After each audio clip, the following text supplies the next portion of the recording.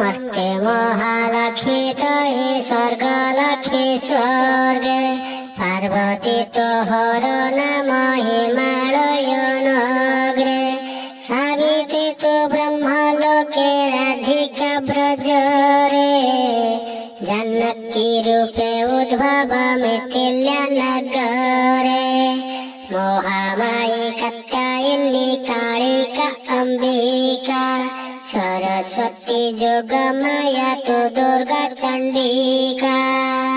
कोटि कोटि नाम घनी जगत पूजिता अजुनी संभुता मागो तो ही सिंधु सूता इच्छा कले दिव्य रूप धरि पारु तुही अभय वरदा हस्ते कृपा थाउ देई सहस्र करोरे तोर सहस्र आयुध दुष्ट नासी साधु फाड़ो करी घोर युद्ध तुही अटो एकमात्र सन्थ जन बल विपद काଳରେ मागो तू एका संबल कोपहीना अभया तू सदा हसमुखी प्रसन्न बदना मागो पूर्ण चंद्रमुखी पाद तले शोभा पाए प्रस्फुटित पद्म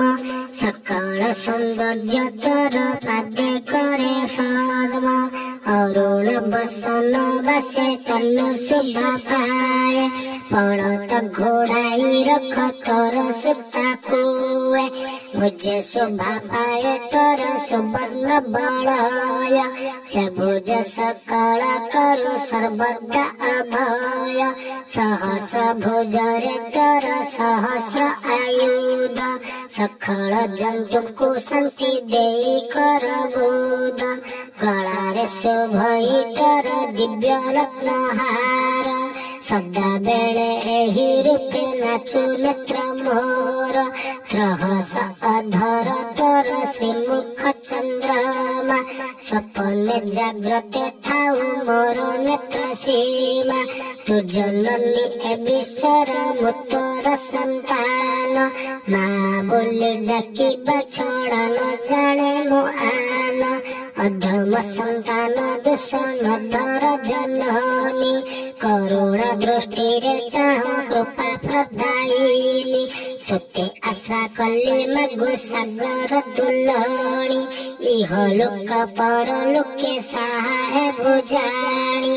अति दयावती मगु सौभाग्य दायिनी चाहि देले दारिद्रता जाए सही क्षणी विष्णु लोके मुख्य दाते स्वर्गे विलासिनी मर्त्य लोके तो ही मगु सौभाग्य दायिनी